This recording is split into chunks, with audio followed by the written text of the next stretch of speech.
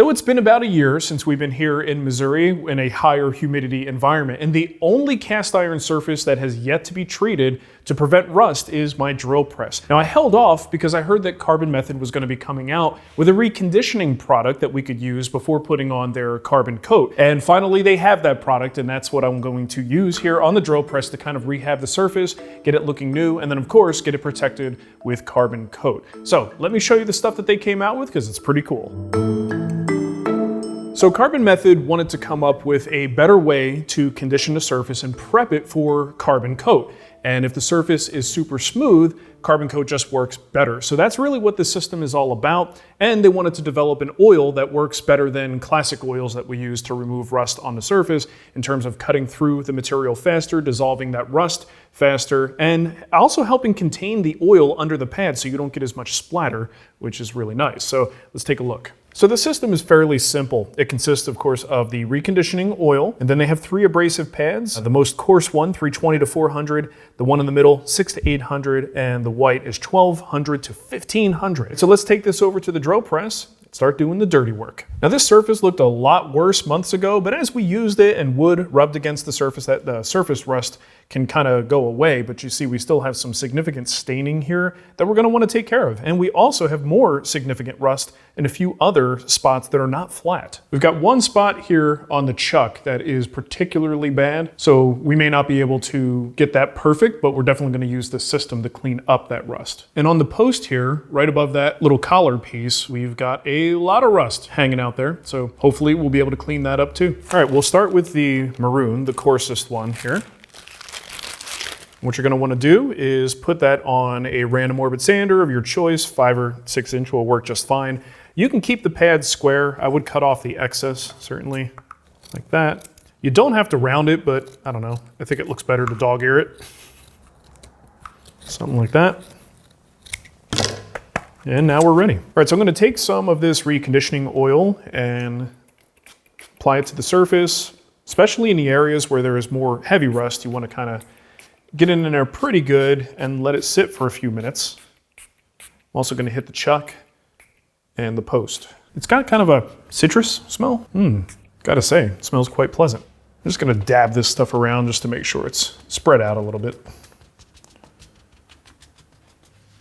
Honestly, I probably could have used less now that I'm spreading it around. All right, so here we go. Not going to apply a lot of pressure. Going to let the pad do the work. See what happens.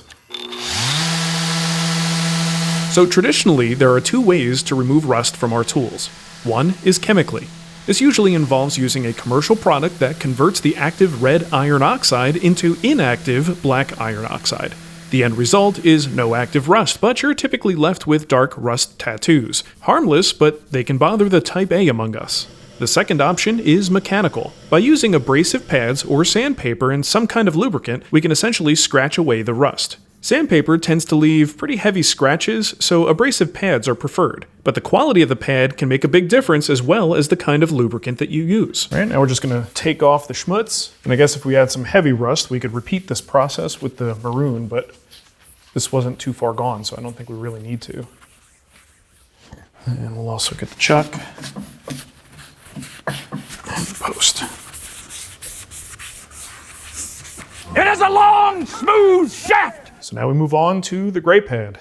So what Carbon Method set out to do is to improve this process all around using high-quality abrasive pads and their special reconditioning oil. The oil bridges the gap between chemical and mechanical removal. We still use it as a lubricant along with 3 abrasive pads, but in addition, the oil is formulated to soften the red and black iron oxide, making the removal of the rust faster and more efficient. They say that it'll remove deeper stains better than lubricants like WD-40 or any other regular oil, and it does it 2 to 3 times faster.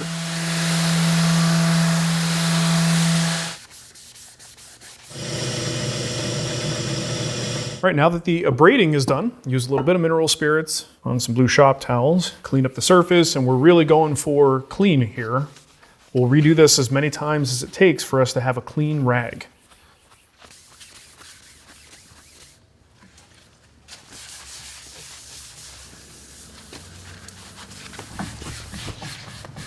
Getting pretty clean now.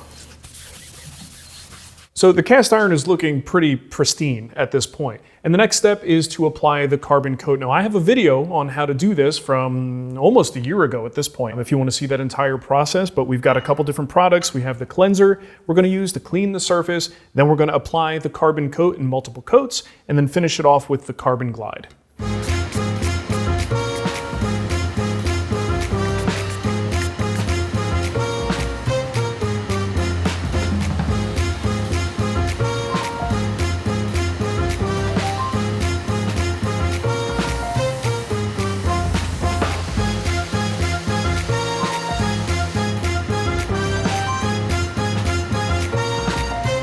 All right, so once you have all of the carbon coats on there, you can hit it with a little bit of this stuff they call their carbon glide. Think of this kind of like the wax layer on top. It's an extra layer of protection that helps the surface be nice and slick. And it's actually the way you maintain these surfaces. Use this material just to kind of clean it up, give it a nice freshen sort of look, and keeps the surface nice and slick. And that's really about it. So overall, this worked great, especially here where I had some serious rust on the chuck and on the post. Both of those turned out really good. I actually haven't had a lot of experience with rust coming from Arizona and Denver. Don't have a ton of experience with it. So I would love to hear from you guys. If you get a chance to try out these products, let me know. Let me know how they compare. This certainly worked really well. The surface looks almost pristine, and I think this is going to be rust-free for as long as I'm using it. So yeah, I'll always report back on this stuff as things develop, but it's looking pretty good so far.